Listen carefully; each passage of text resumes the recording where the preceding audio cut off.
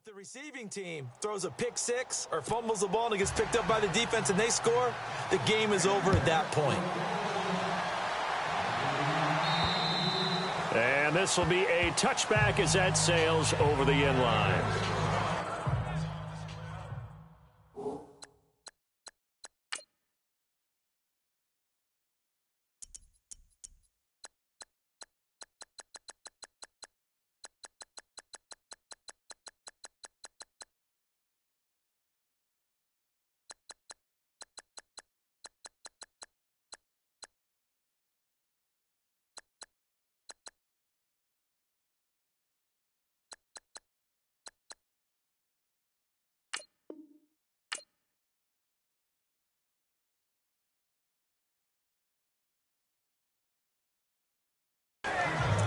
The Bronco offense now set to come back out onto the field, set for their first drive here in overtime. And this is where the crowd can really become a factor. They've had to battle it all day, but I know what you're saying. In overtime, that gets doubled, doesn't it? At least, because now the crowd really wants to be involved and help their team. And that first drive can dictate the whole thing because they know if this team takes it downfield and scores a touchdown, it's game over. It's been loud in here so far. Off of play action, Simeon. And he's just going to get rid of this thing to no one here. He throws it away, and now it's third. 2 straight incompletions. Now the pressure's really on. Last thing you want here to start overtime, a 3-and-out. And I know that a few years ago when they changed the rules about overtime, it may have changed a little bit about how you go about things. But bottom line is, when you have the football, you never want to give it up. You want to make sure you get points on the board at a minimum and put pressure on the other team. This is a huge third down call coming up. So no sack. He gets back to the line of scrimmage, but it'll still bring up a 4th down. And while he did a good job of sliding around in the pocket, there was nowhere to go with the football, so he had to take off and try and run. He just got back to the line of scrimmage, no gain.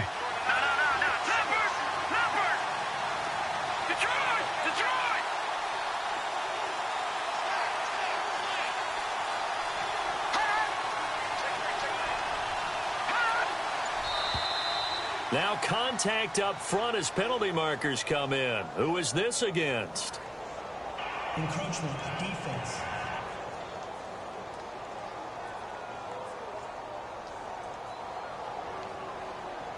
Jumpy on the right side of the line. Sometimes when you're on the end, a little bit farther away from the ball, any type of movement will get you to jump, and that's exactly what happened there. So a big move here, playing to win in overtime. They're going to go for it on 4th down.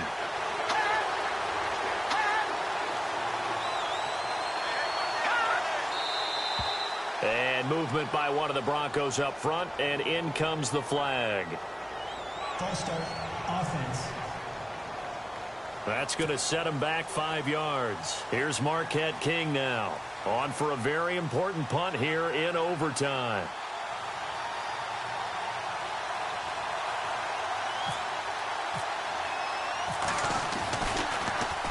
He was only asked to punt once in the victory last week as he sends this one away. And no return on this one as the fair catch is signaled for and taken. So a change of possession here on the punt. And the Jets will take over 1st and 10.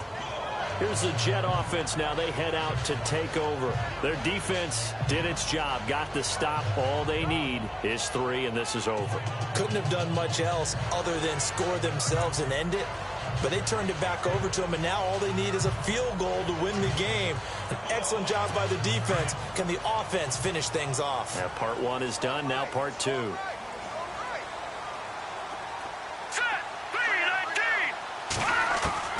Now a first throw here in overtime. And he's got his man on the out route. And he'll get it up to the 33-yard line. 7 yards, the pickup on the pitch and catch. And just a small glimpse there as to why they like this rookie so much. And that's why they lit up a little bit in our meetings with the coaching staff. Yeah, when we talked about him, they did. Yeah, you know, they like his work ethic. You know, this guy's running every route well in the route tree and getting better at it all the time. Really honing his game. They expect a pretty good jump out of him as things continue to move on. They'll set up to throw. And the hit jarred it loose. It's incomplete. So he can't hang on, and as I watch that unfold, I remembered an expression that I've heard, maybe from you, I don't know, but you're going to get hit anyways, might as well hold on to the ball. Well, you know a coach said that, right? Yeah. Not an actual player. Not a chance at all. Way easier said than done. The Jets on third down, lacking much success, just 2 for 7 to this point. Here it's 3rd and 3. Here we go. He'll drop to throw. And caught left side, Olsen. 9 yards on the pickup there, and it keeps the drive alive. So he hooked up with a veteran there, and in overtime, that's not a bad idea. Go with the age and the experience. Yeah, because sometimes the young guys, they give you the fresh legs and give you all that bounce. But in this type of a situation, sometimes those legs slow down a little bit as the enormity of the moment overwhelms them. The veteran guys, they tend to come through.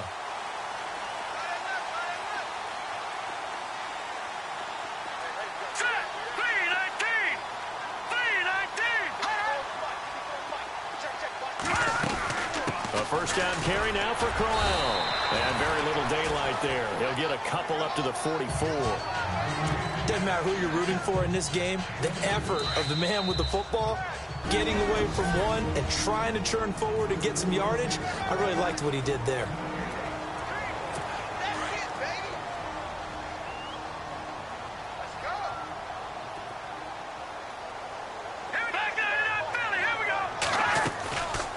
Play action. They'll throw. Oh, and it's intercepted. Picked off by Aqib Talib. So we will see yet another drive in this overtime. For whatever reason, neither team able to finish this game off. I know that the first thought is, does anyone really want to win it? But I think that they both desperately want to win it, and sometimes you force things, and that leads to errors. Well, it's out there for the taking. We'll see who can do it. It's a gain of 5, and it's a 2nd down. Now, that's the type of play that gives you a chance to win. Nothing forced downfield where you don't have a guy open. Swing it out to the back, maybe even check it down, whatever you want to call it. Gain of 5. You're just trying to get 4 on first down. They're ahead of the chains now. 2nd down now after the pass completion.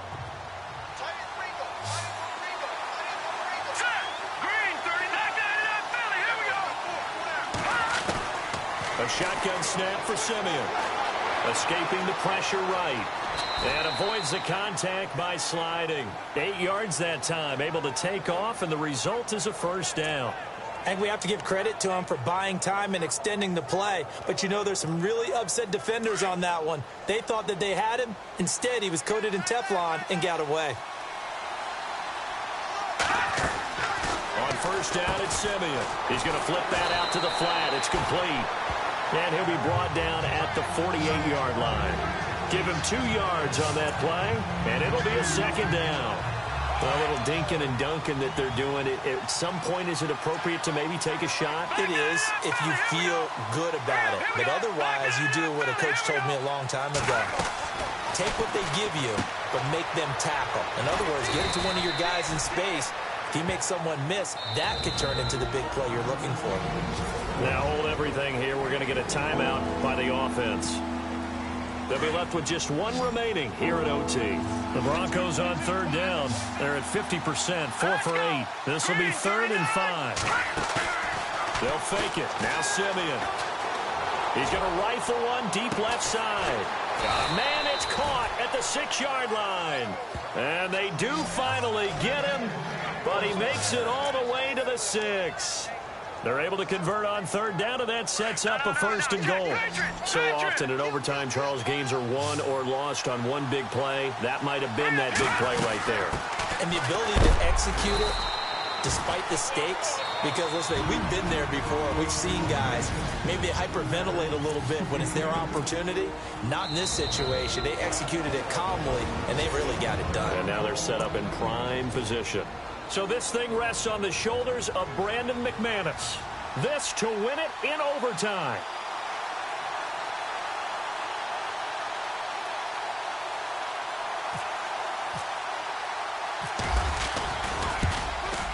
And he got it. The kick is good in overtime. He's able to split the uprights. And it'll be all smiles Eagles on Blake Street tonight. The Broncos have won it.